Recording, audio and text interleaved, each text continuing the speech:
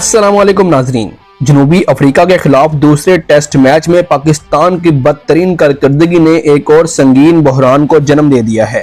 जनूबी अफ्रीका ने पाकिस्तान के खिलाफ रन्स के अंबार लगाते हुए एक मरतबा फिर पाकिस्तान की बॉलिंग खामियों को बेनकाब कर दिया। इसके नतीजे में पाकिस्तान के पूरे टेस्ट सेटअप को तब्दील करने का फैसला कर लिया गया है।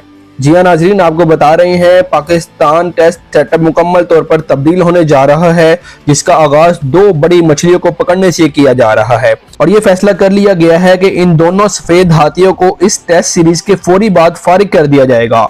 जी हाँ नाजरीन, मुकम्मल मालूमात आपके साथ शेयर करेंगे, इसलिए वीडियो को आखिर तक जरूर देखिएगा।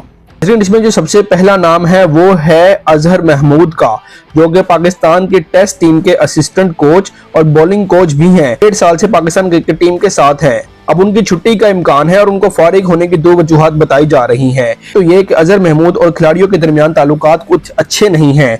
अजहर महमूद ने पाकिस्तान के खिलाड़ियों के बारे में कुछ मतनाज़ात बयान दिए।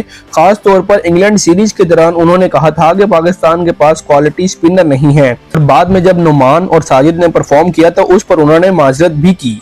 इस बयान ने टीम के अंदर एक गैर खुशगवार माहौल पैदा कर रखा है।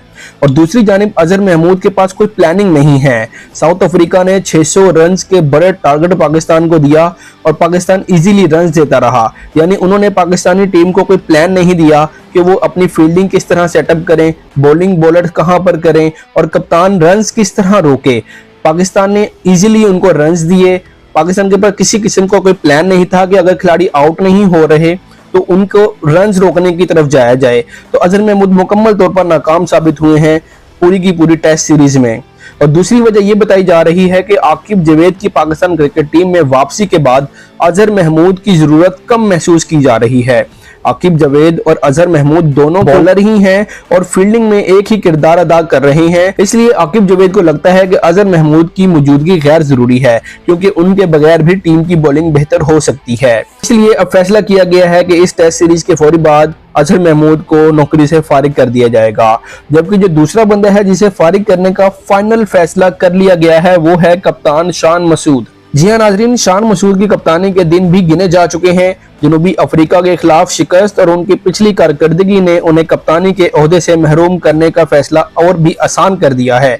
शान मसूद को पहले ही बता दिया गया था कि ये उनके लिए आखिरी मौका होगा। अगर वो ना सिर्फ खुद परफॉर्म करेंगे बल्कि टीम को भी जितवाएंगे तो वो कप्तानी के ओहदे पर बरकरार रहेंगे। लेकिन इन दोनों चीजों में नाकामी के बाद उनका फारिग होना अब तय हो चुका है। शान मसूद ना सिर्फ बांग्लादेश बल्कि अब साउथ अफ्रीका के खिलाफ भी नाकाम हो चुके हैं। उनकी क़यादत में पाकिस्तान ने साउथ अफ्रीका से सीरीज हारने के अलावा इंग्लैंड के खिलाफ भी कोई इतनी अच्छी परफॉर्मेंस नहीं दिखाई और उससे पहले भी वो अपने काफी ज्यादा मैचेस हार चुके हैं। जब भी पाकिस्तानी टीम किसी मैच में कमबैक करती है और मजबूत पोजीशन में आने लगती है तो शान मसूद उसको फिनिश करने में मुकम्मल तौर पर नाकाम हो जाते हैं। पाकिस्तान 7 से 8 मैचेस ऐसे हारा है जो पाकिस्तान जीत सकता था, लेकिन सिर्फ शान मसूद की नाकिस कप्तानी की वजह से पाकिस्तान वो मैच हारा। क्योंकि शान मसूद के पास कोई प्लान नहीं होता कि किस तरीके से मैच को हैंडल करना है और किस तरीके से दूसरी टीम के ऊपर प्रेशर बिल्ड करना है।